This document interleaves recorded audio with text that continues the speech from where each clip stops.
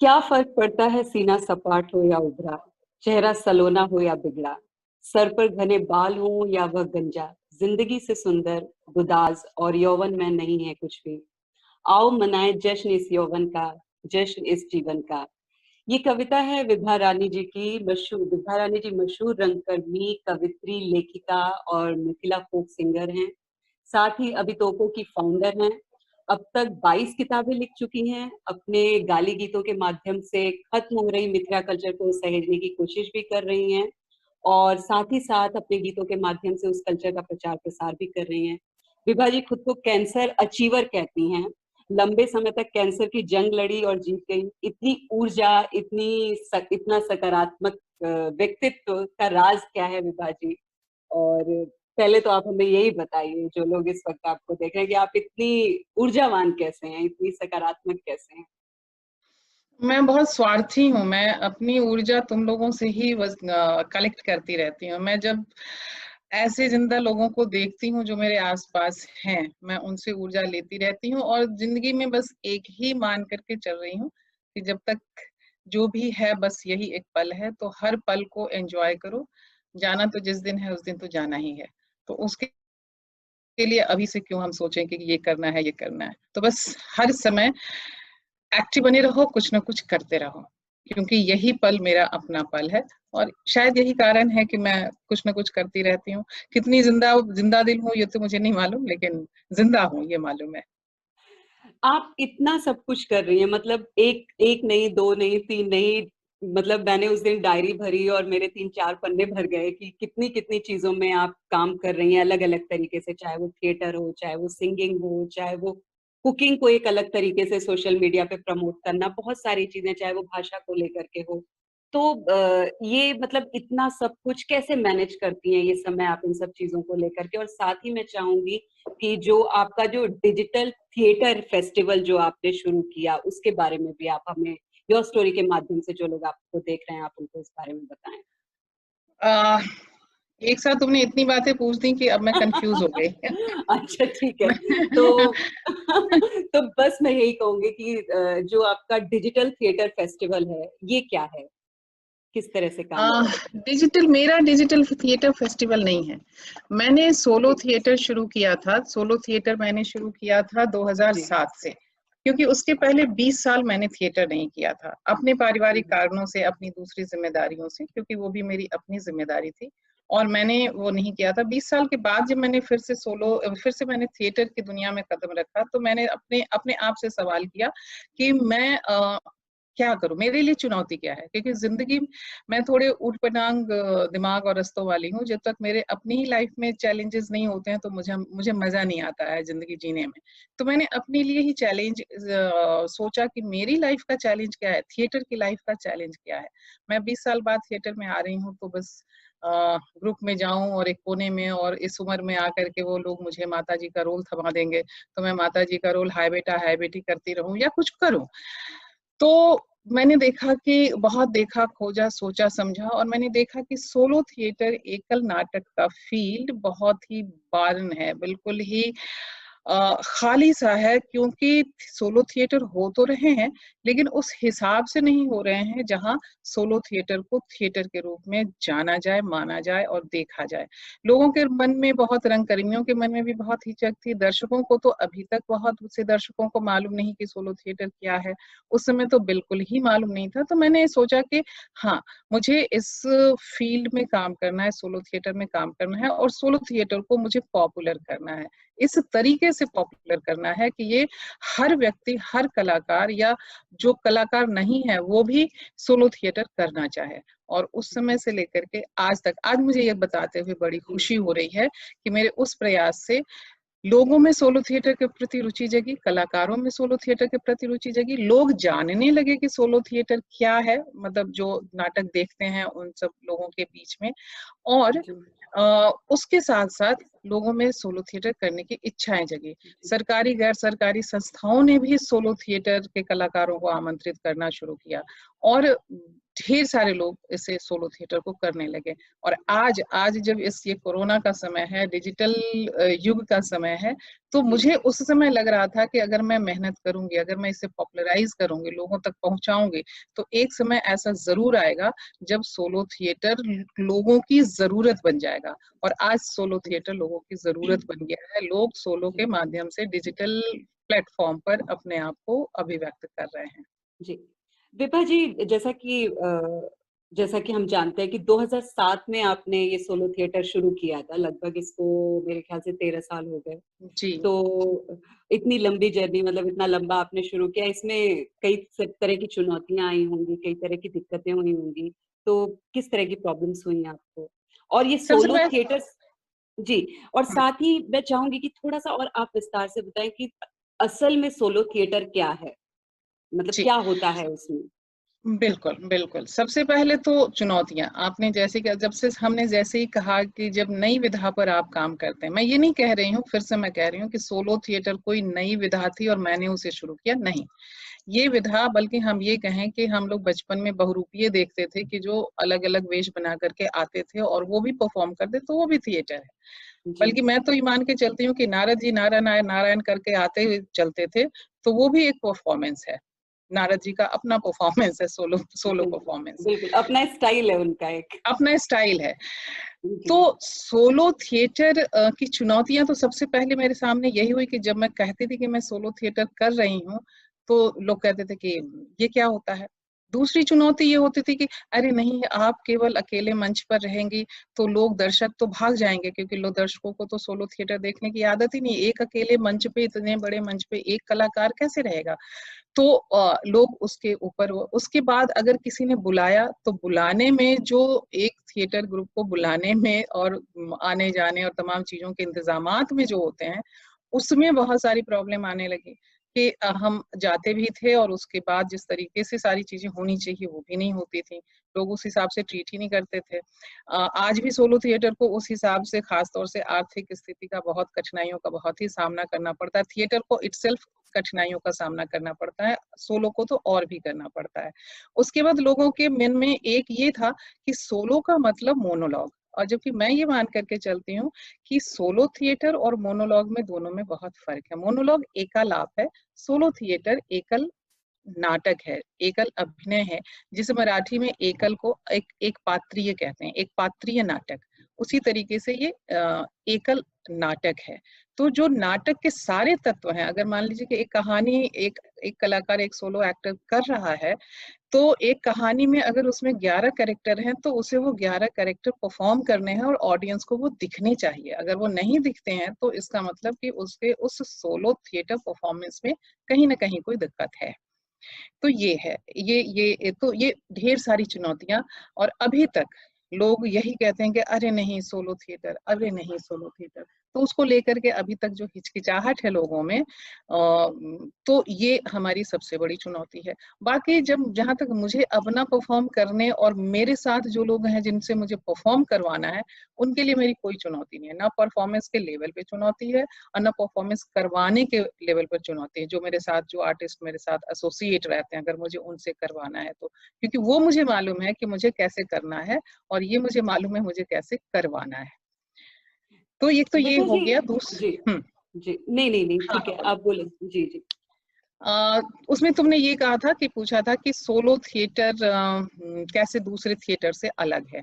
हाँ, तो solo theatre तो सबसे पहले तो मैं ये बता दूं कि आमतौर पर थिएटर के लोगों की ये धारणा है कि थिएटर एक ग्रुप ग्रुप एक्टिविटी है। मेरा इससे कोई इनकार नहीं है कि ग्रुप एक्टिविटी है, बल्कि हर काम ग्रुप एक्टिविटी है। हम फिल्म बनाते हैं, ग्रुप एक्टिविटी है। हम सीरियल बनाते हैं, ग्रुप एक्टिविटी है। हम एडवर्टाइजमेंट बनाते हैं, एड बनाते हैं, ग्रुप, हर हर काम। आप अभी इंटरव्यू ले रही हैं, ये भी ग्रुप एक्टिविटी है, क्योंकि आपके साथ आपकी टीम काम कर रही है बैक से। तो उसी तरीके से सोलो थिएटर जब हम करते हैं तो केवल स्टेज पर एक आर्टिस्ट होता है, लेकिन राइटर एक है, एक डायरेक्टर है, एक कॉस्ट्यूम डिजाइनर है, एक प्रॉप्स का है, एक मेकअप का है, एक स्टेज क्राफ्ट का है, एक इस तरीके से एक वहाँ म्यूजिक ऑपरेट करने के लिए है, एक लाइट डिजाइन करने के लिए है, एक लाइट ऑपरेट करने के लिए। इतने सारे लोग हैं जो आपके साथ है, तो ग्रुप एक्टिविटी तो है ही। सिर्फ फर्क ये है ग्रुप थिएटर और सोलो थिएटर में कि स्टेज पर ग्रुप थिएटर में आप आर्टिस्ट रहते हैं, सोलो थिएटर में आपके साथ एक ही आर्टिस्ट रहता है। ये पहला फर्क है। दूसरा, इसमें जो इसके चैलेंजेस हैं, वो चैलेंजेस ये है कि आपको एक साथ, आप चाहे मंच पर आप अकेले हैं, क्योंकि आप अकेले हैं तो पूरे दर्शकों को होल्ड करके रखना ये आपकी सबसे बड़ी चुनौती है। और दर्शक जो है वो बड़े आज तो ऐसे ही बिल्कुल मोबाइल वाले दर्शक हैं कि एक सेकंड में सबका, हमारा भी दिमाग विचलित हो जाता है, तो हम दूसरों को क्यों कहें दोष दें, तो वो तुरंत शिफ्ट हो जाते हैं अगर आपने उन्हें पकड़ के नहीं रखा। तो ये उनका तो सबसे बड़ा चैलेंज है। इसके लिए उन्हें पूरी तैयारी करनी जरूरी है और बहुत चैलेंजिंग है, इसलिए कि अगर उसमें 11 कैरेक्टर हैं, 9 कैरेक्टर हैं, तो आपको 9 को पोर्ट्री करना है और 9 को पोर्ट्री करना है। 60-70 मिनट, 80 मिनट, जितनी देर का आपका नाटक है उतनी देर आपको सस्टेन करना है, अकेले सस्टेन करना है, ऑडियंस को एंगेज करके रखना है और खुद एनर्जेटिक बने रहना है। ये सारी चीजें उसके, लेकिन उसका सबसे सुखद पहलू ये है कि ये आपको बहुत सिखाता है। मैं हमेशा सबसे कहती हूँ कि अगर आपने सोलो थिएटर कर लिया तो आपको फिर दुनिया में किसी भी रोल के लिए कोई दिक्कत ही नहीं है। आपको ये सोचने की जरूरत नहीं है कि ये रोल मैं कैसे करूंगा या करूंगी, ये रोल मैं कैसे करूंगा या करूंगी। तो इस तरीके से सोलो थिएटर अपने आप में चैलेंजिंग भी है और अपने आप में बहुत सेटिस्फाइंग भी है कि आपको उसको करने के बाद आपको लगता है कि यस, मैंने कुछ किया है, मैंने कुछ कंट्रीब्यूट किया है। जी, आप ऑनलाइन सोलो परफॉर्मेंस क्लासेस भी लेती हैं, तो अगर किसी को जुड़ना हो, सीखना हो, तो वो कैसे आपसे जुड़ सकता है?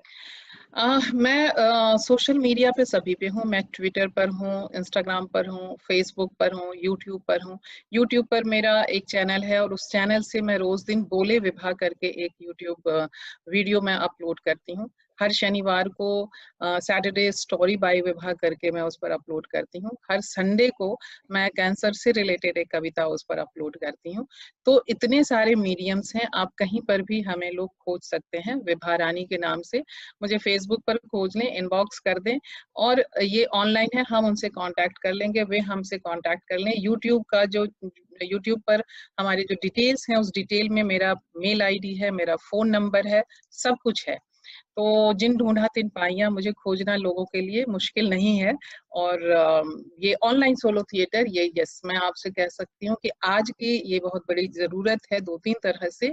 एक तो ये कि हम अचानक से इस कोरोना समय में जो अपने आप में एक हॉलो महसूस करने लगे हैं, खालीपन, थोड़ा सा अवसाद, थोड़ा सा डिप्रेशन, ये उन सबको ये बहुत भरता है। दूसरे, ये आपको ऑनलाइन है, डिस्टेंट लर्निंग के थ्रू भी आपको सीखने और सिखाने का मौका देता है। और तीसरी बात ये है कि हमारा फेसबुक पर हमारा एक पेज है, जो जैसे आपने कहा कि हमारी संस्था है अवितोको, तो अवितोको रूम थिएटर, ये रूम थिएटर भी मैंने इनिशिएट किया था, मैं रूम थिएटर इनिशिएटर हूँ। तो उसी नाम से, अवितोको रूम थिएटर के नाम से हमारा फेसबुक पेज है। तो हमारे साथ जो एसोसिएट होते हैं उनका हम वहाँ परफॉर्मेंस, ऑनलाइन परफॉर्मेंस हम उस पे वो करवाते हैं। और इस तरह से कोई भी हमारे उससे जुड़ सकते हैं और ये इंटरनेशनली ये भी हमारी क्लासेस चल रही हैं।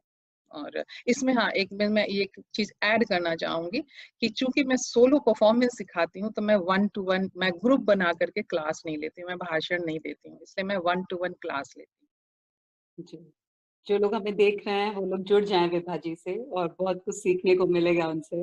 विभा जी, मैं कैंसर पे आना चाहूँगी थोड़ा, क्योंकि ये एक इस तरह की बीमारी नहीं कहेंगे, मतलब जिस भी तरह की दिक्कत शरीर में एक नई दिक्कत पैदा होती है और इंसान उससे किस तरह से लड़े, किस तरह से अपनी जंग जीते। क्योंकि मैंने ढेर सारे ऐसे लोग देखे हैं, जिनको कैंसर होता है लेकिन वो छुपाते हैं उस चीज़ को, वो नहीं शेयर करते हैं लोगों से। मैं अपने बहुत क्लोज रिलेशन में अगर लोगों के पास जाऊं, तो ऐसे 2-3 लोग हैं जिन्होंने, मतलब मुझे, मैं जबकि इतनी क्लोज रही उनके, लेकिन बहुत लंबे समय बाद बताया और ये कह के बताया कि किसी को बताना नहीं। लेकिन आपने उसी चीज को सेलिब्रेट किया, उसी चीज को लेकर के आपने इतनी बेहतरीन कविताओं की किताब निकाल दी, जिसकी हर कविता अपने आप में एक कहानी कहती है। तो वो किताब का जो जर्नी था आपका, और आपका कैंसर का जो जर्नी था, और आप उससे कैसे लड़ी, कैसे निकली, मैं चाहूंगी थोड़ा आप इस पर भी बात करें। देखिए, मैं इसको 2-3 तरह से इसे लेती हूँ। सबसे पहली बात तो ये है कि आपने छुपाने की बात की।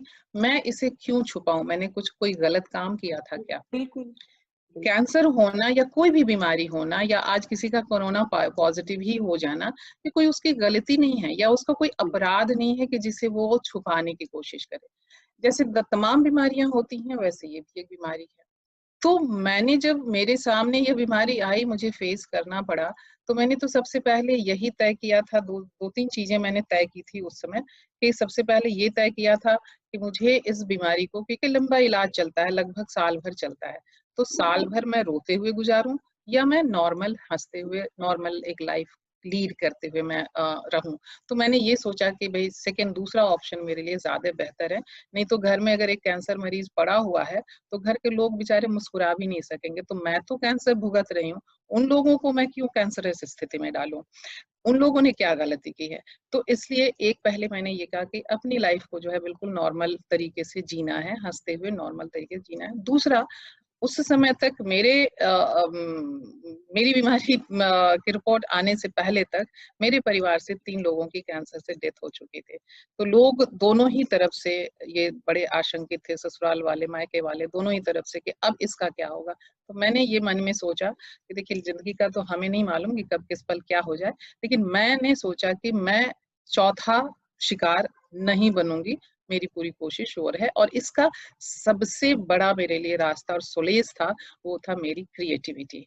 मैं जो थोड़ा बहुत लिखना जानती हूँ, जो थोड़ा बहुत गाना जानती हूँ, जो थोड़ा बहुत एक्ट करना जानती हूँ, उन सब में मैंने अपने आप को एंगेज करके रखा, और उसी समय मैंने अवितोको रूम थिएटर की स्थापना की।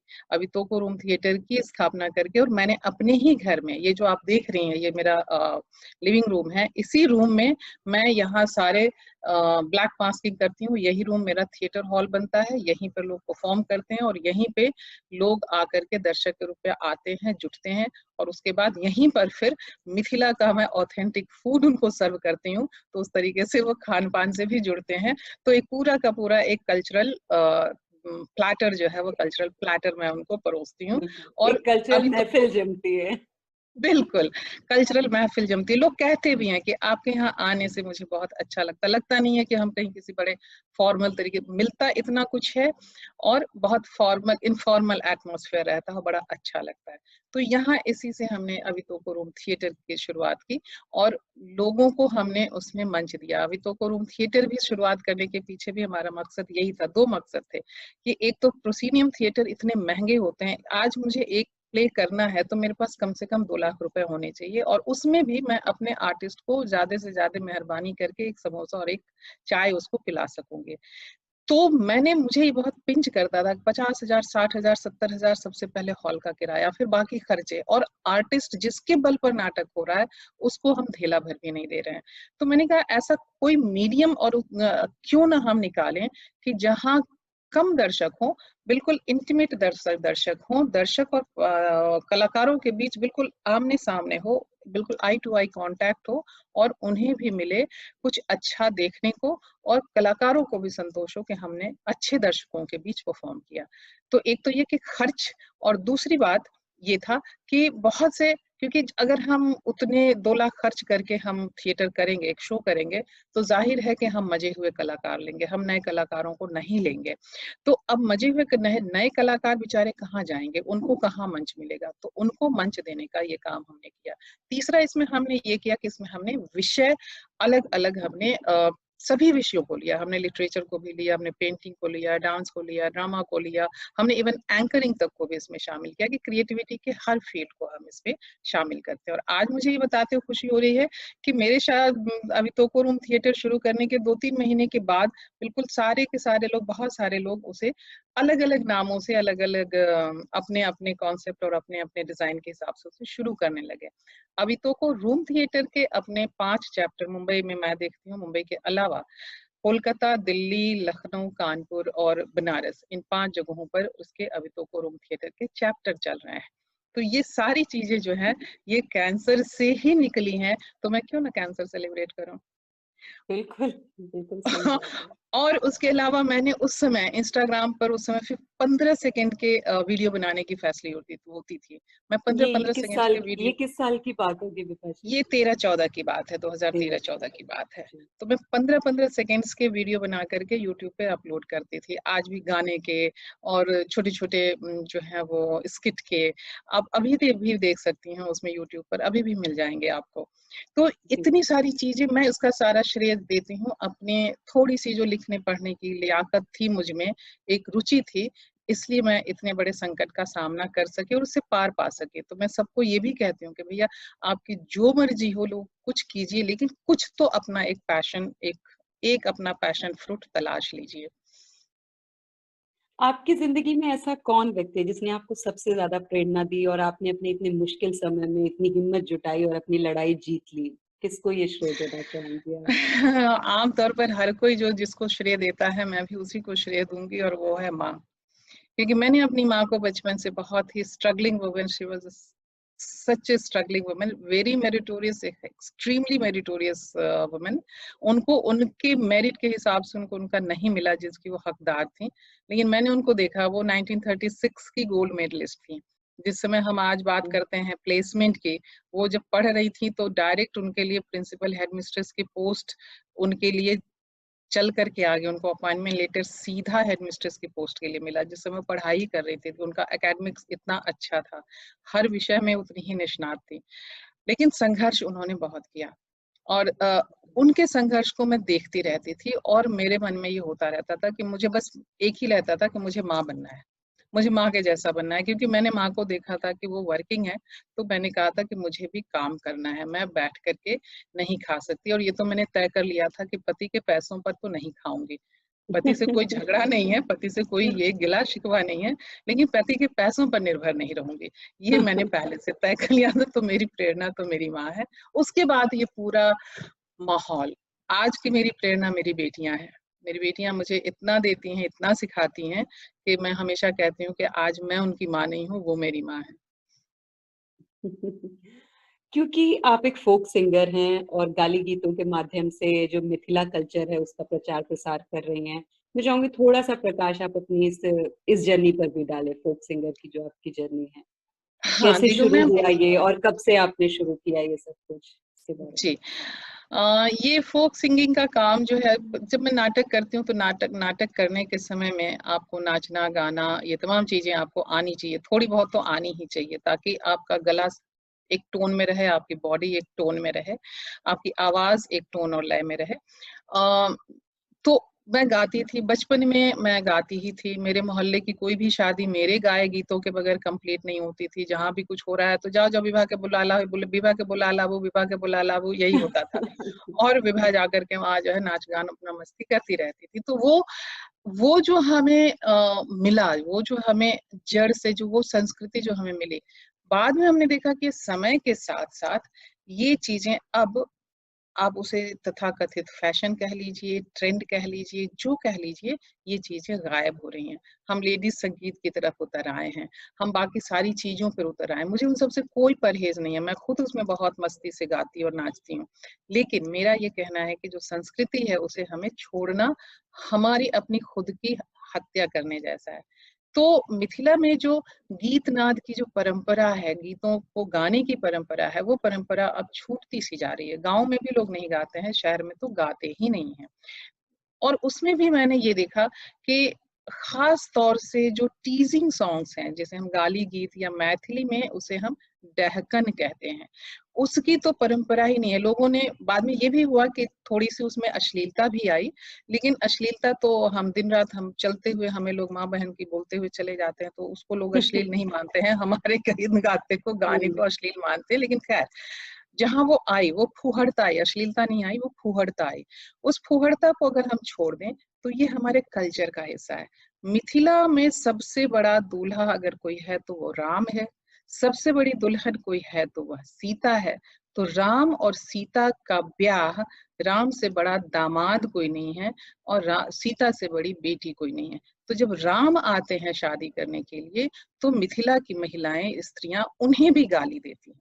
तो हमारी गीत गाने की परंपरा वहां से है। ये परंपरा अब मरना सन्न है।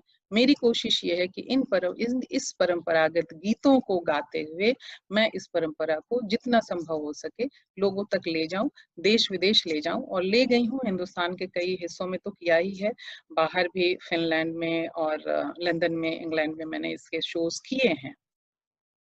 जी, आपकी जो पहली किताब आई थी जिसकी मैंने कविता अभी पढ़ी, मैं चाहूंगी कि थोड़ा आप अपनी उस किताब, क्योंकि आप 22 किताबें लिख चुकी हैं, ये भी अपने आप में बहुत बड़ी बात है, 22 किताबें लिखना। तो उस पे भी थोड़ा बताएं किस तरह से वो किताब आई और क्या रहा, कैसा कैसा रहा रिस्पॉन्स, कैसा मिला आपको पाठकों से? हाँ, मैं तुम्हें किताबों के बारे में मैं वही कि जो 22 किताबें हैं, पहली किताब तो मेरी शायद 95 वगैरह में निकली थी, वाणी प्रकाशन से, कहानी संग्रह। ये जिस किताब की तुम बात कर रही हो, सॉरी जी, मैं तुम्हें तुम कह रही हो, आप कह ये सकती हैं, बिल्कुल कह सकती हैं, मुझे ये अच्छा इस लग रहा है। किताब की बात कर जी रही हो जी जी समर, और जी ये दूसरी किताब है क्योंकि जिद है, मैं आई मस्ट। ये दोनों किताबें जो हैं ये कविता की किताबें हैं। ये कविता की किताब के रूप में कह सकती हूँ कि ये मेरी पहली किताब है। और मैं कविताएं बहुत ज्यादा लिखती नहीं हूँ, लिखने की शुरुआत की थी, लेकिन बाद में मुझे लोगों ने मुझे, मेरे जो अग्रज थे, जो मेरे सलाहकार थे, जो मेरे मार्गदर्शक थे, उन्होंने कहा कि तुम कहानियां लिखो, उसमें तुम ज्यादा बेहतर कर रही हो। तो मैंने वो लिखा, लेकिन कविता तो अपना कीड़ा काटता रहता है। मैं जब बीमार थी उस समय मैंने बहुत सी कविताएं लिखी थी, और उन कविताओं को फिर मैंने इस समर्थ कैन के रूप में, समर्थ से, और जी कैन जी कैंसर का शॉर्ट फॉर्म नहीं है, कैन का मतलब CAN, I can, you can, everyone can, if I can you can also. तो ये वो है। इस कविता को लिखने का उद्देश्य, प्रकाशित करने का उद्देश्य यही था कि एक तो उस समय के की कविताएं सामने आए, और दूसरे कि मैं कैंसर से निकल आई हूँ, मैं इस कविता के किताब के माध्यम से लोगों की मदद करना चाह रही थी। तो मैंने ये किताब निकाली, हिंदी और अंग्रेजी दोनों में है ये, एक साथ एक ही जिल्द में, इस तरफ अंग्रेजी में है, इस तरफ हिंदी में है। और यहाँ पर उद्देश्य ये था कि हम इससे जो भी सहयोग राशि आए उससे हम कैंसर मरीजों को, हम कुछ जो हमारी तरफ से हो सकता है हम मदद कर सकें, या कैंसर अवेयरनेस प्रोग्राम में उसको हम खर्च कर सकें। तो ये इसी के लिए ये किताब आई, और उसके 2 साल के बाद ये आई कि ये तो उस समय की कविता है। अब मैं उसके बाद निकल करके पट्टा पहलवान हो गई हूँ, तो ये उसके बाद की कविताएं हैं। जी।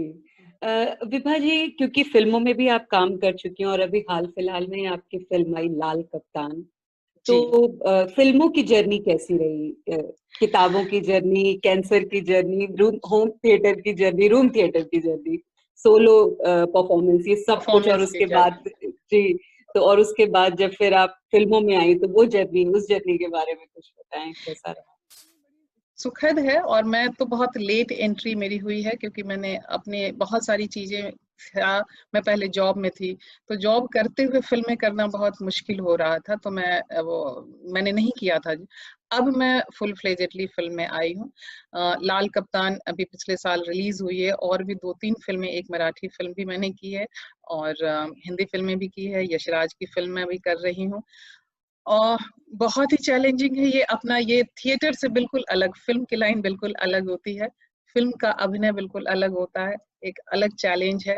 लेकिन अच्छा है, फिल्में लिख रही हूँ। बहुत पहले मैंने फिल्में कुछ की थी छोटी मोटी, और फिल्मों की स्क्रिप्ट्स भी लिखी थी, फिल्म्स डिवीजन के लिए मैंने स्क्रिप्ट्स लिखी थी। आज भी फिल्मों के लिए स्क्रिप्ट्स भी लिखती हूँ, और लेकिन मेरा अपना ज्यादा फोकस फिल्म में अभिनय के लिए है।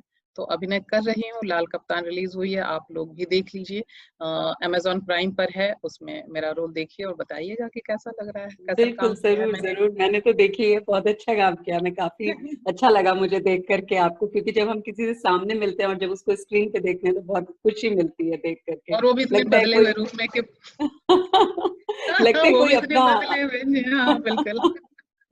तो ये जो फिल्में होती हैं और थिएटर, हम लोग जब आम इंसान फिल्मों और थिएटर को एक साथ देखते हैं तो हम लोगों को बहुत एक जैसा लगता है, लेकिन जहां तक, क्योंकि आप दोनों चीजों से जुड़ी हुई है, तो दोनों की मुश्किल, दोनों बहुत अलग हैं या काफी हद तक एक जैसे हैं, मतलब क्या नहीं, कहती हैं आप इस पे? दोनों दोनों ही विधाएं बिल्कुल अलग हैं।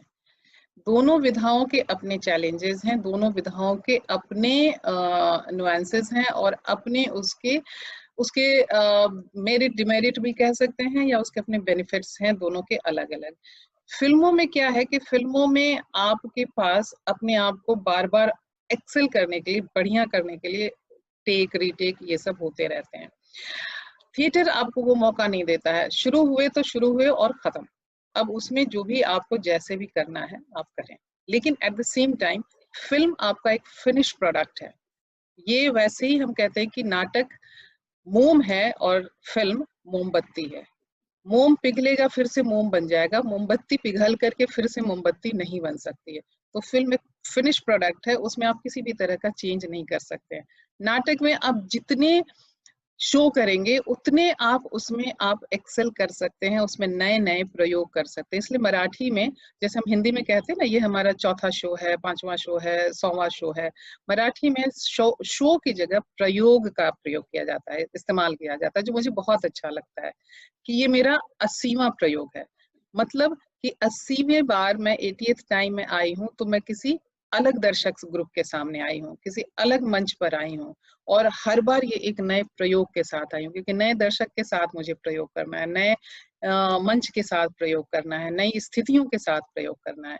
तो वो दोनों में बहुत ही अलग ये है। अच्छा, दूसरी उसके बाद क्या है कि वॉइस का, मैं हमेशा वॉइस पर जब बात करती हूँ तो मैं बताती हूँ कि नाटक में आपको अपना वॉइस उस हिसाब से कल्चर करके रखना है कि मान लीजिए कि आपके पास माइक नहीं है, तो आपके सामने अगर 200 लोगों की भीड़ है, तो 200, वो जो सबसे आखिर लाइन में बैठा हुआ है उस तक आपका डायलॉग पहुंचना चाहिए।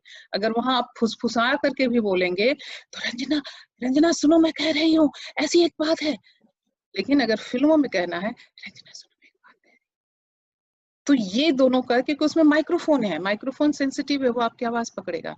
लेकिन अगर मैं इस आवाज में बोलूँ कि रंजना सुनो एक बात कह रही हूँ, तो बेचारा आगे वाला भी दर्शक नहीं सुन सकेगा, पीछे वाला क्या सुन पाएगा। तो उसका बहुत दोनों में, बिल्कुल। और बहुत सारी चीजें हैं कि जो उसकी बॉडी लैंग्वेज और ये जो है उसमें चलता है, अलग होता है, थिएटर का अलग होता है, फिल्म का अलग होता है। ये दोनों अलग अलग विधाएं हैं, इसलिए दोनों को अलग अलग रूप में देखा जाना चाहिए, ये मेरा ये मानना है। ऐसा लगता है आपको कि फिल्में जो होती हैं वहां पर एक्टिंग करना ज्यादा आसान होता है बजाय थिएटर के? थिएटर में मुश्किल है क्योंकि आपको लाइव में ही सब कुछ अपना दिखा देना है, सब कुछ वहीं पे समझा देना है, वहां पे आपको कोई दूसरा टेक करने को नहीं मिलेगा, रीटेक जिसको बोलते हैं। या फिल्मों में आपको कई सारे आप ले सकते हैं सीन्स, लेकिन थिएटर में तो थिएटर ज्यादा टफ है। नहीं, मैं इस चीज को नहीं मानती हूँ। मैं ये मानती हूँ कि दोनों ही मीडियम उतना ही टफ है।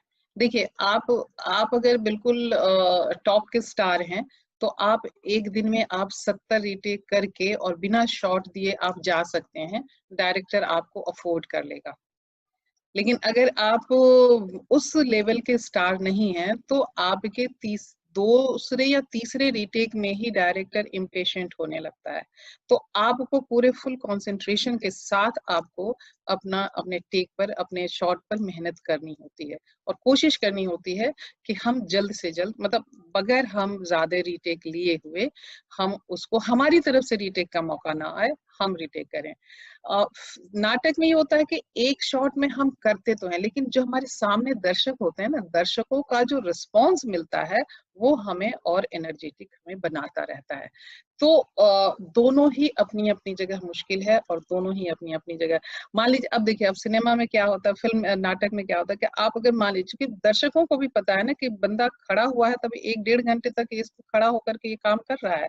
तो अगर आप नाटक में एक आध शब्द में फंबल हो भी गए, तो लोग उसे इग्नोर कर जाते हैं कि हाँ भाई बोल रहा है, चलो हो गया। सिनेमा में आप ऐसा नहीं कर सकते हैं। सिनेमा में आपको हर चीज बहुत उस तरह से परफेक्ट होगी। सिनेमा में हर चीज के लिए आपके पास कैमरा है और उसके साथ वो चीज है। अगर हम कहेंगे कि चश्मा है, तो चश्मा सिनेमा दिखाएगा कि ये चश्मा है। मुझे अगर चश्मा थिएटर में दिखाना है, मुझे नहीं भी चश्मा है, तो मैं इसको यूं ऐसे करूंगी, तो लोगों को मेरा चश्मा दिख जाएगा। आपको दिखा कि नहीं मेरा चश्मा? देखा, बिल्कुल देखा।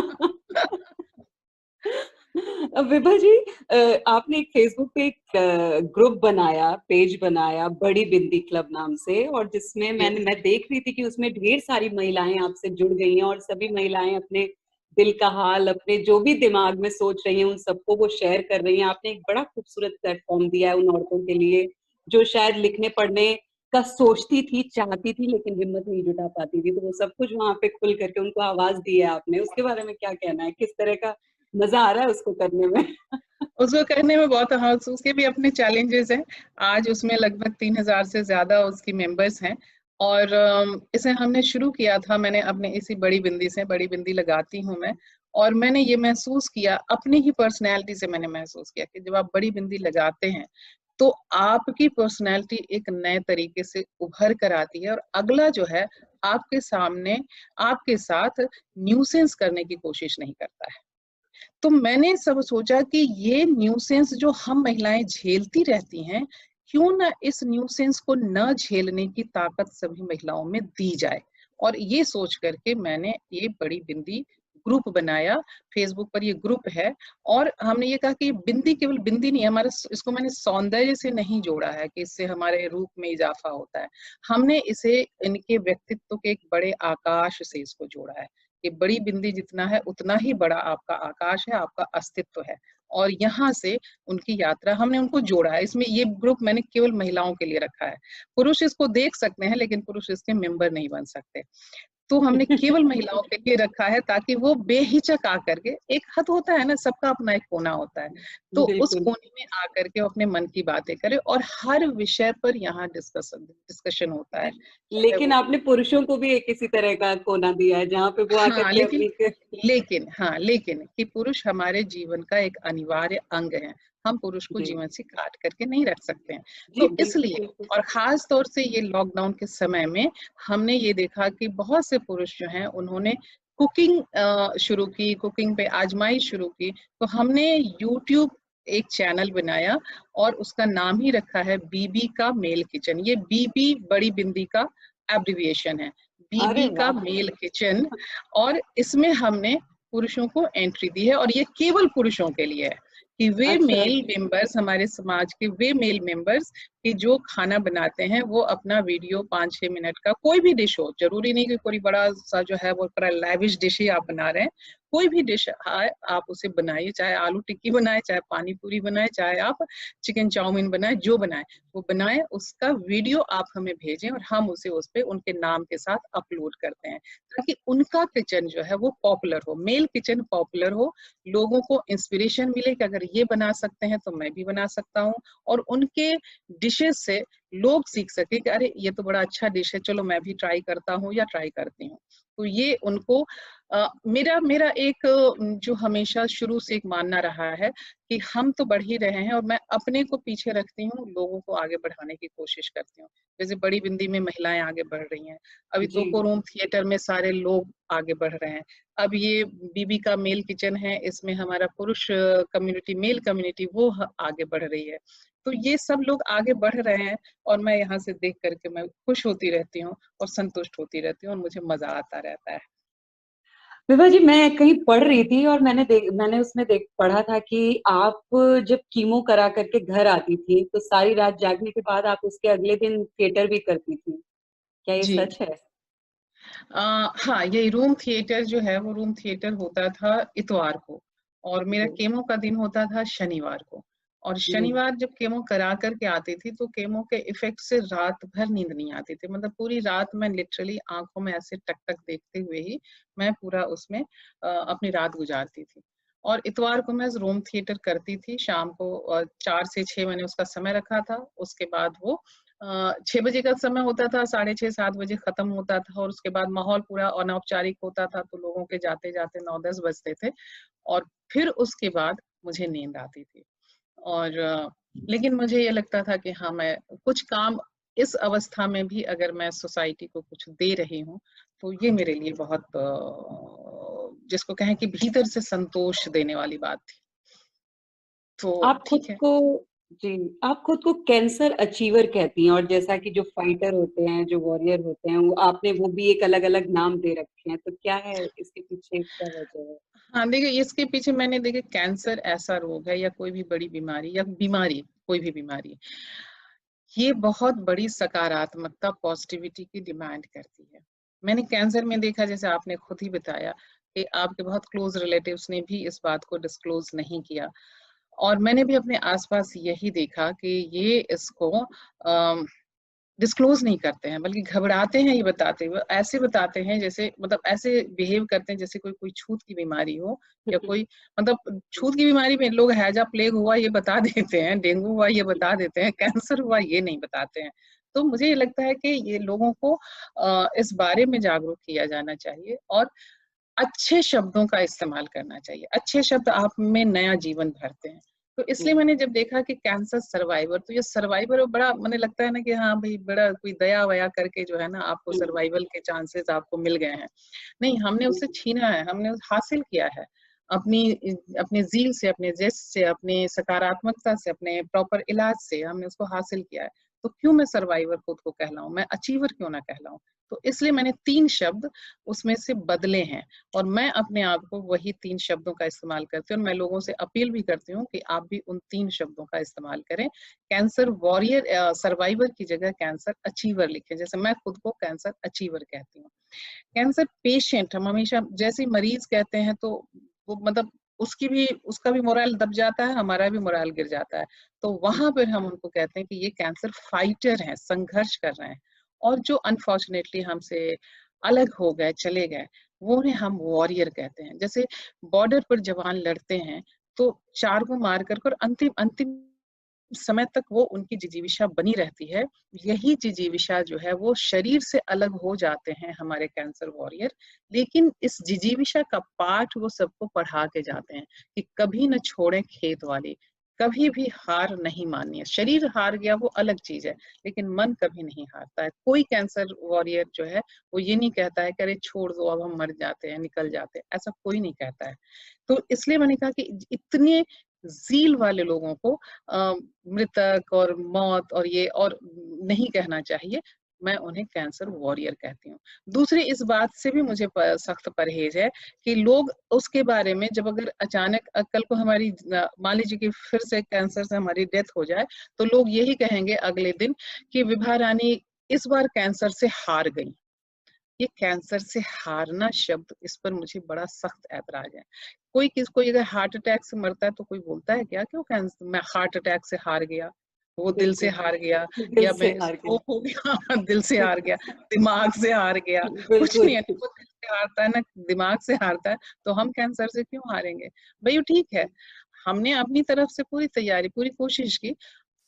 सांस तो एक ना एक दिन जानी ही है, तो उसके लिए हम ये निराशाजनक शब्दों से मुझे बड़ा परहेज है। जिंदगी में मैं कभी भी निराशाजनक शब्दों को नहीं बोलना चाहती हूँ और ना चाहती हूँ कि कोई दूसरा उसको बोले। अब जितना आशाजनक शब्द परे बोलेंगे उतना आपके भीतर आशा और उम्मीद जगेगी, आप एनर्जेटिक होंगे। इसलिए आप भी, मैं आपसे कहूंगी कहीं भी आप हो तो आप लोग भी, बल्कि आपके माध्यम से सभी से कहूंगी कि आप cancer warrior, cancer achiever, cancer fighter इसका इस्तेमाल करें। जी, आपका एक ब्लॉग हुआ करता था, छम्मक छल्लो। छम्मक छल्लो का जी जी, अभी क्या भी है। अभी अभी भी है, तो उस पे भी आप लिखती रहती हैं लगातार? हाँ, उसपे मैं लिखती हूँ और खास तौर से अभी जो मैं बोले विभाग प्रोग्राम करती हूँ यूट्यूब पर, उसकी भी वो मैं देती हूँ, उस पर शेयर करती हूँ। और कहीं अगर कुछ कुछ रचनाएं आती हैं तो उसको शेयर करती हूँ। उसमें मैं एक बहुत इम्पोर्टेंट काम कर रही हूँ और उसको आगे देखती हूँ कि उसको कैसे कर सकती हूँ। ये जो हमारे समाज में बड़े जो छिछोरे चुटकुले बनते हैं ना, छिछोरे काइंड के तरह जी, के जी, लतीफे, जी, जिसमें महिलाओं को उसमें टारगेट किया जाता है और खास तौर से बीवियों को टारगेट किया जाता है। जी। और और बीवियों महिलाएं को वही बड़े, चुटकुले एक दूसरे को फॉरवर्ड करती हैं। महिलाएं वही चुटकुले एक दूसरे को फॉरवर्ड करती हैं, आदमी लोग तो करते ही करते हैं। तो मैं उसमें ये करती हूँ कि मैंने जो ओरिजिनल चुटकुला आया उसको मैं लेती हूँ और उसमें पति है और पत्नी है, मियाँ है और बीबी है। तो जहाँ मियाँ होता है वहां बीबी कर देती हूँ, जहाँ बीबी है वहां मियाँ कर देती हूँ और उसके चुटकुले के पूरे मायने, पूरा लुक बदल जाता है। तो ये अभी मैं उस पर कर रही हूँ। उसके लगभग 50-60 एपिसोड में उसमें कर चुकी हूँ और आगे भी उसको करने, उस पर मेरा काम चल रहा है कि ये दो, उसका नाम ही मैंने रखा है twisted jokes of husband and wife. तो ये उस पे वो काम चलता है और बाकी उस पे मैंने बहुत से, उसमें मैंने माइथोलॉजिकल विमेन डिस्कोर्स, मैंने माइथोलॉजिकल तरीके से उस पे डिस्कस किया था और मेरे ख्याल से शायद वो पहली 2010 में लाडली मीडिया अवार्ड मेरे ही ब्लॉग से शुरू किया गया था। पहला अवार्ड लाडली मीडिया अवार्ड मेरे ही ब्लॉग चमक छल्लो कहिस को दिया गया था। और मेरे ख्याल से मेरा ही पहला ब्लॉग है जिसके लेख इसी नाम से किताब के रूप में आए। सामयिक प्रकाशन से चमक छल्लो कहिस इसी नाम से मेरी किताब भी आई है, जिसमें विमेन डिस्कोर्स के लेख उसमें हैं। बाकी उसमें बहुत सारी चीजें हैं। मैं पूरी जिंदगी को एक प्लेटर के रूप में, जैसे बोलते हैं ना कि जिंदगी का की थाल है, तो उस जिंदगी के थाल को चमक छल्लो भी वो जिंदगी का थाल है, जिसमें मैं अलग अलग समय में अलग अलग चीजें परोसती रहती हूँ अपने पाठकों के लिए। बिल्कुल विभा जी। विभा जी, स्पोकन इंग्लिश जैसी क्लासेस तो हमने सुनी है, स्पोकन हिंदी पब्लिकली कुछ क्लासेस आप चला रही हैं, वो किस तरह की क्लासेस हैं, कौन लोग हैं जो उनसे जुड़ रहे हैं? ये वैसे लोग हैं, कॉर्पोरेट्स हैं।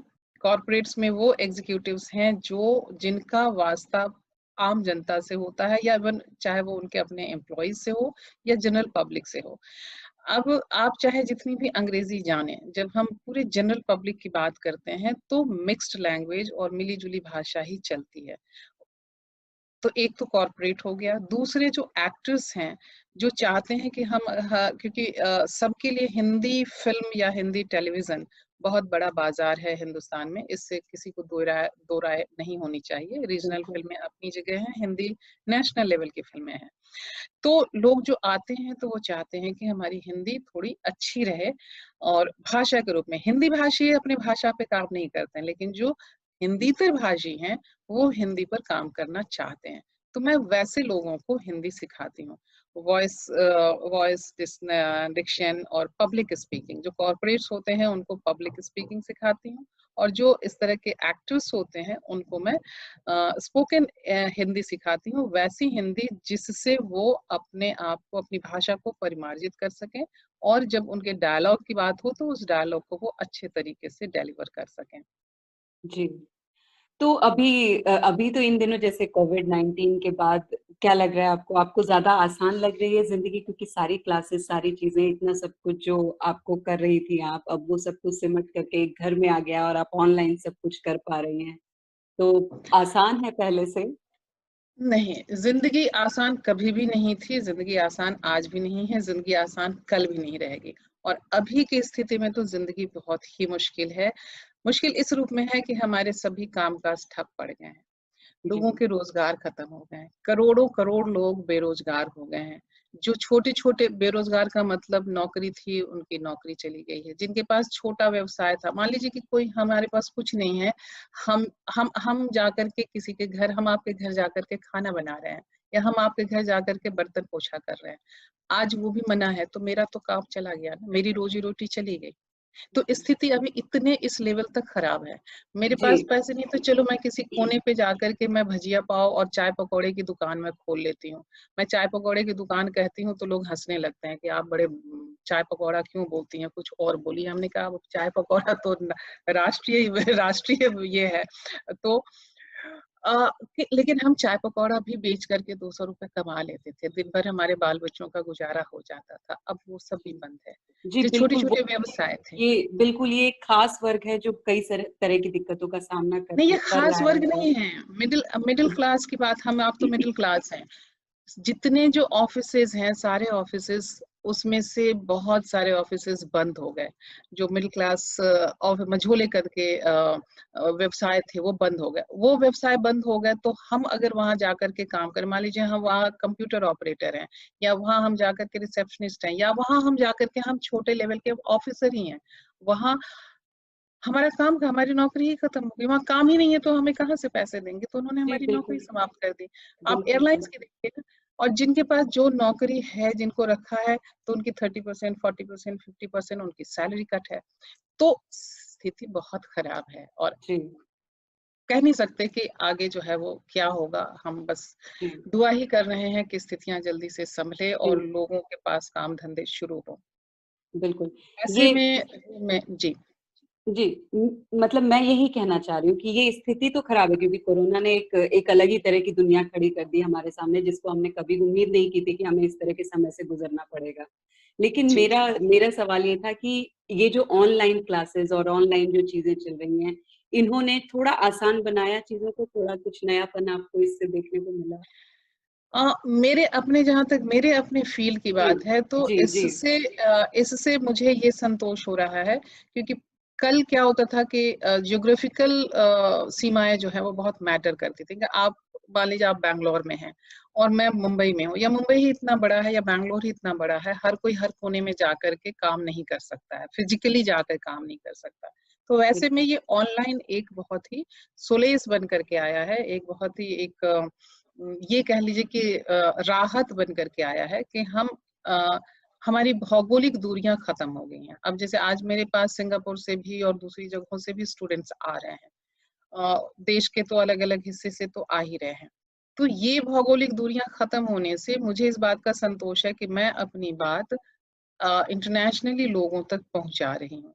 तो ये स्थिति तो सुखद है ही, इसमें कहीं कोई दो जी राय नहीं है। लेकिन इसकी अपनी एक सीमाएं हैं, उसको भी हमें इग्नोर नहीं करना चाहिए। लेकिन जी देखिए क्या कि एक रास्ता बंद होता है, क्योंकि अवसर जो है वो बहता हुआ पानी है, पानी को आप कभी रोक नहीं सकते। इधर रोकेंगे तो वो उधर बहेगा, उधर रोकेंगे तो इधर बहेगा। उसी तरीके से जिंदगी है, वो जिंदगी अपना कोई ना कोई रास्ता निकालती है।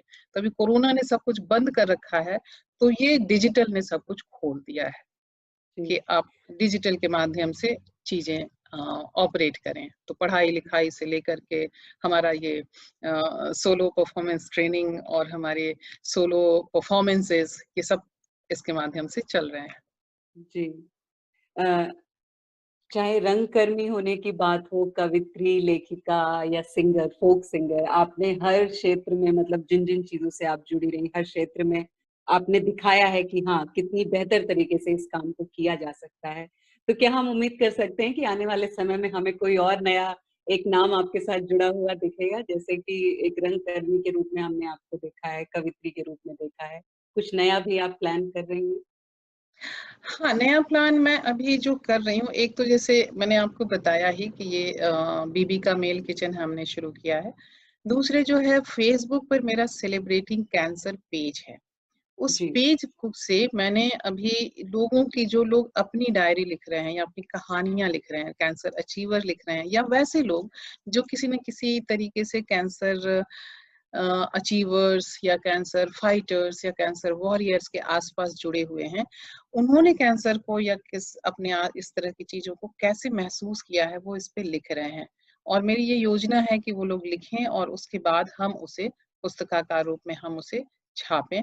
और दूसरा ये है कि वो उनके लिए हम वो प्लेटफॉर्म खोल रहे हैं कि वो लोग आए और वहाँ लाइव अपनी बातें वहाँ साझा करें। क्योंकि मेरा ये विश्वास है कि वो जब बातें साझा करेंगे तो लोगों में ये भरोसा जमेगा कि हाँ, कैंसर मुश्किल तो है, बड़ी बीमारी तो है, इसमें कोई दो राय नहीं है, लेकिन इससे पार पाया जा सकता है, इसका मुकाबला किया जा सकता है, इस पर जीत हासिल की जा सकती है। और इतने सारे लोग हैं, मैं हमेशा कहती हूँ, मैं कहीं पढ़ रही थी तो मैंने देखा कि लोग ये कह रहे हैं, ये है कि इतने साल में इतने लाख कैंसर डिटेक्ट होते हैं, इतने लाख मर जाते हैं। अरे आप उसमें ये क्यों नहीं जोड़ रहे हैं कि इतने लाख बच भी जाते हैं? बिल्कुल। तो हम बच गए, हमारी तो गिनती होनी चाहिए। जो जिंदा है उसकी तो बात करो, जो मर गया उसको आप गिन रहे हो। हम जो सामने बिल्कुल शरीर जो है पूरे 5 फीट 4 इंच वाले यहाँ बैठे हुए, हमारी गिनती नहीं कर रहे हो आप। तो एक हम वो कर रहे हैं। और दूसरा हमारा ये है कि ये जो twisted jokes of husband and wife, उसको हम लेकर के आ रहे हैं और उसको परफॉर्मिंग वे में हम लेकर के आएंगे। अभी उस पर हमारा काम चल रहा है। और बाकी हमारी किताबें हैं, 5 कहानी संग्रह, उसके मैन्युस्क्रिप्ट पांडुलिपि उसकी बनी हुई है, प्रकाशकों के पास है, तो वो अभी आ रही हैं। नाटक एक, हाँ, इस साल हमें नेमीचंद जैन अखिल भारतीय नाट्य सम्मान मुझे मिला। और पुरस्कार में सम्मान मिलने के 2 दिन पहले लॉकडाउन हो गया, इसलिए वो सम्मान लेने हम ना जा सके, लेकिन वो एक अलग चीज है। ये सम्मान घोषित हुआ है, तो वो किताब भी आ रही है और उसके ऊपर भी नाटक करने का इरादा है। फिलहाल ये है कि जो हमारे रूम थिएटर, ये सोलो थिएटर जो सीख रहे हैं, सोलो परफॉर्मेंस क्लास, उनको हमें आगे बढ़ाना है और उनको प्लेटफॉर्म देना है, ताकि वो अभी तो रूम थिएटर का जो डिजिटल प्लेटफॉर्म है हमारा फेसबुक प्लेटफॉर्म, उस पे आकर के वो अपनी प्रस्तुतियां दे सकें। और हाँ, साथ में अभी हमारी एक योजना हो रही है बच्चों के लिए काम करने के लिए। जी। तो बच्चों की कहानियां हम उसे लोगों से पढ़वाने की सोच रहे हैं। तो ये जी। हमारा एक ही है कि हम बच्चों तक पहुंचे। विभा जी, जो आपका जो ऑनलाइन थिएटर क्लासेस आप लेती हैं, उसमें किस मतलब क्या सिर्फ एक्टिंग सीखने वाले या पसंद करने वाले एक्टिंग की दुनिया के लोग आपसे जुड़ते हैं, या अलग-अलग जगहों से भी लोग आते हैं, अलग-अलग फील्ड के, अलग-अलग क्षेत्रों के? और क्या ये एडल्ट्स के लिए ही है या सिर्फ बच्चों के लिए भी हैं ये क्लासेस? ये सोलो परफॉर्मेंस क्लास ये 2 ग्रुप में चलते हैं। बच्चों के लिए अलग, जिसमें 8 से लेकर 16 साल की उम्र तक के बच्चे हैं, और उसके बाद एडल्ट्स का अलग ग्रुप होता है। और जैसे मैंने आपको बताया कि ये सोलो परफॉर्मेंस है, इसलिए मैं 1 to 1 क्लास लेना पसंद करती हूँ। 60 मिनट का एक क्लास होता है, और इसे लोग हफ्ते में 2 दिन या 3 दिन जैसा जो ऑप्ट करें वैसा वो ऑप्ट करते हैं और उस हिसाब से सीखते हैं। ये बहुत अच्छा सवाल आपने किया कि इसमें ये एक्टर्स इसमें आते हैं या क्या, और हम इसमें क्या सिखाते हैं। मैं आपको क्लियर कर दूं कि इसमें अभी तक मेरे पास जितने लोग आ रहे हैं सभी नॉन एक्टर्स हैं, हुँ।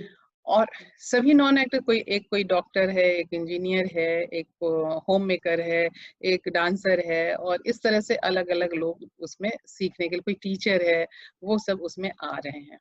एक तो ये हो गया। दूसरा, जो आपने ये कहा कि हम क्या सिखाते हैं, हम उनको बोलते हैं हम कुछ नहीं सिखाते हैं। आपके ऊपर है कि आप क्या सीखते हैं। जो आप सीखेंगे, जो आप सीखना चाहेंगे, हम वो सिखाते हैं। और हम सबके ऊपर सबसे बढ़ कर के हम जीवन सिखाते हैं कि इसको अभिनय और कुछ नहीं है।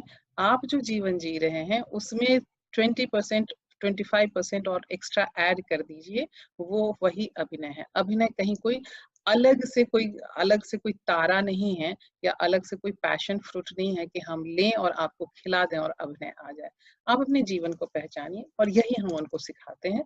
हमारा मीडियम होता है वो थ्रू स्क्रिप्ट एंड डायलॉग।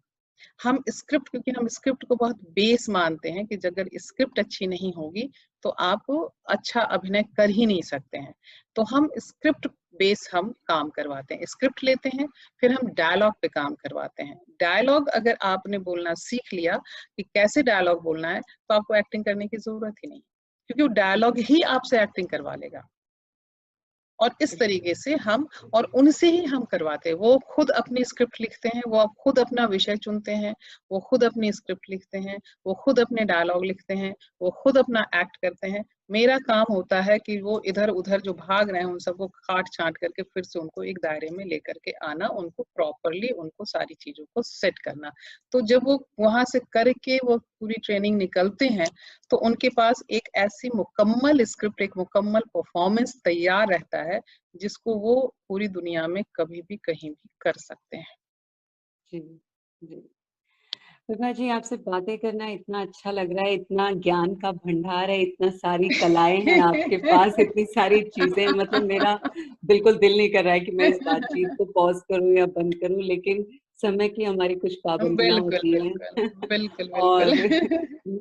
मैं चाहूँगी कि इसी तरह से आने वाले समय में हमें ढेर सारी नई-नई चीज़ें, नई-नई विधाएँ आपसे सीखने को और देखने को, समझने को मिलें। फिर भी मैं चाहूँगी कि जाते-जाते आप जो लोग आपको देख रहे हैं, आप उनसे कुछ प्यारे शब्द बोल दें, कुछ अच्छी बातें कह दें, ताकि वो उनकी ज़िंदगी में काम आ सकें।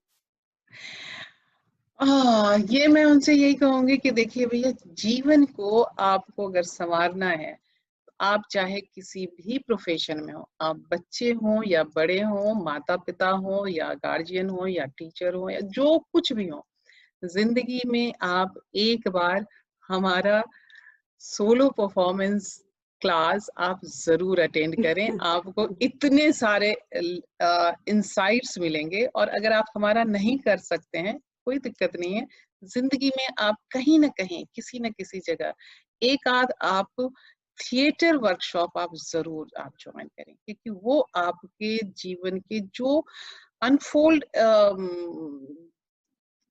क्षेत्र हैं, जहाँ जो छुपे हुए क्षेत्र उनको वो खोलता है, और आपके व्यक्तित्व को निखारता है, और आप पहले से ज्यादा कॉन्फिडेंट, पहले से ज्यादा पॉजिटिव और पहले से ज्यादा ह्यूमेन बन के निकलते हैं। तो आप उस ह्यूमेन बनने के रास्ते में चलिए, पॉजिटिव बनने के रास्ते में चलिए, और एक ही चीज जान करके चलिए। एक शब्द मैंने अपने जीवन में उतारा है, आप भी उतारिए, और वह है जिद। जिद आप करेंगे तो आपको वो चीज मिल ही जाएगी। अब ये है कि वो जिद आप कितना और कैसे करते हैं। तो जिद में करते रहिए और बस वही कि जो भी है बस यही एक पल है, इस एक पल को आप जीते रहिए, आगे बढ़ते रहिए। बिल्कुल, thank you so much Vibha ji हमसे जुड़ने के लिए और इतनी प्यारी प्यारी अच्छी अच्छी बातें हमसे साझा करने के लिए। Thank you so much. Thank you Ranjana, और आपने हमें बुलाया और हमें आपने इतनी मुझे भी बहुत मजा आया यहाँ आप सबसे मिल करके, आप सबसे बातें करके। और मैं बस चलते चलते फिर यही कहना चाहूंगी कि जिंदगी को कभी इग्नोर मत कीजिए और कभी भी अपनी जिंदगी को इतना हल्का मत समझिए। मौत एक दिन आनी ही है, तो मौत की तरफ का रास्ता मत खोजिए, जिंदगी का रास्ता खोजिए। तो आपको जिंदगी मिलती जाएगी, मिलती जाएगी, मिलती जाएगी, और उस जिंदगी के रास्ते पे चलते जाइए, एंजॉय करते रहिए। आपको भी बहुत बहुत धन्यवाद। आप सभी को ढेर सारा प्रणाम, ढेर सारा प्यार, ढेर सारा शुक्रिया। Thank you so much Vibha ji.